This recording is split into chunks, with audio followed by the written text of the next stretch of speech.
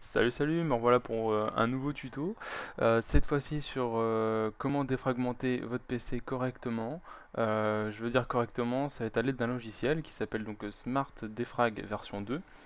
Version 2 parce qu'il y a déjà eu une première version que je n'utilisais pas, que je ne connaissais pas, mais en tout cas je peux vous conseiller vivement la version 2 parce que de un elle est gratuite et de 2 ça permet quand même une défragmentation plus complète, personnalisable et j'en passe quoi par rapport au logiciel de base qui est intégré dans Windows.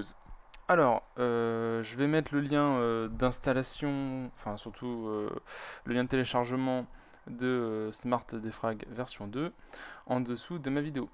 Alors, je vais faire avec vous l'installation qui est plutôt rapide. Donc on accepte, on dit oui, on fait suivant. Il va l'installer en 2-3 mouvements, voilà. Ensuite, alors, en contrepartie, il va nous demander si on veut bien installer deux petits logiciels. Personnellement, j'ai dit non. C'est des logiciels pour protéger, réparer, nettoyer, accélérer le PC et j'en passe. Bon, voilà, hein. Après, vous faites comme vous voulez. Installer, terminé et Smart Defrag version 2.5 se lance. Euh, alors, il faut savoir que vous allez sûrement avoir qu'une seule partition. Moi, j'ai partitionné mon seul disque dur en plusieurs parties pour pouvoir mettre ce que je veux dans chacun des petits disques.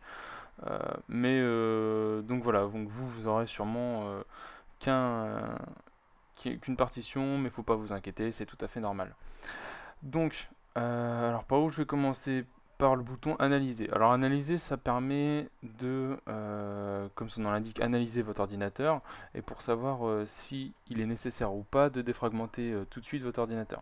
Ensuite, une fois que votre analyse est terminée, donc là je peux la lancer. Alors déjà on peut voir qu'il y a un diagramme qui apparaît avec différentes couleurs avec chaque petite case. Vous pouvez donc passer votre souris sur les cases et vous verrez donc le grisé c'est espace libre, le bleu c'est utilisé rarement, etc. Enfin, bon, vous verrez par vous-même, je ne vais pas vous faire la lecture. Donc là je vais l'arrêter, ça sert à rien. Et ensuite une fois que l'analyse est terminée, euh, elle va vous donner un rapport du disque qui va donc vous lancer une recommandation si vous devez le défragmenter, les fichiers, etc. Mais bon, concrètement, moi je passe directement à la défragmentation, je cherche même pas à savoir si c'est utile ou pas. Donc je défragmente régulièrement. Alors, pour défragmenter régulièrement comme je fais, je passe dans l'onglet défragmentation auto. Ce qui est plutôt avantageux dans ce logiciel, c'est-à-dire qu'en fait vous pouvez configurer une défragmentation automatique de votre PC à chaque lancement de ce logiciel.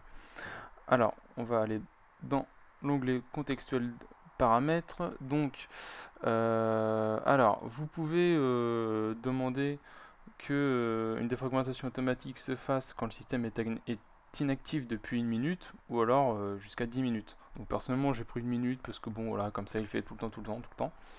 Et le suspendre, donc suspendre la défragmentation au bout de, enfin au plus de 60% des ressources qui sont utilisées. C'est-à-dire que si admettons vous voulez jouer ou lancer un logiciel qui pompe vraiment beaucoup de ressources, il y a Smart Defrag qui sera donc désactivé pendant que vous ferez votre affaire. Et ça permet donc de ne jamais ramer, de ne jamais avoir de soucis de latence, etc. Mais en contrepartie, vous verrez votre PC qui ira plus vite que la logique parce qu'il sera donc défragmenté H24 tout simplement, enfin en dessous des 60% des ressources utilisées de votre PC. Alors concrètement, moi j'utilise ça parce que sinon après il y a donc une défragmentation au démarrage et régulière que vous pouvez demander uniquement au prochain redémarrage, tous les jours ou alors tous les 7 jours. Donc ça peut être pas mal aussi tous les 7 jours, soit admettons tous les dimanches, pas votre ordinateur est défragmenté. Donc vous pouvez aussi choisir cette option qui est que je recommande aussi. Mais bon, personnellement, je préfère la défragmentation automatique, au moins je sais que dès que je l'utilise, c'est défragmenté. Donc voilà.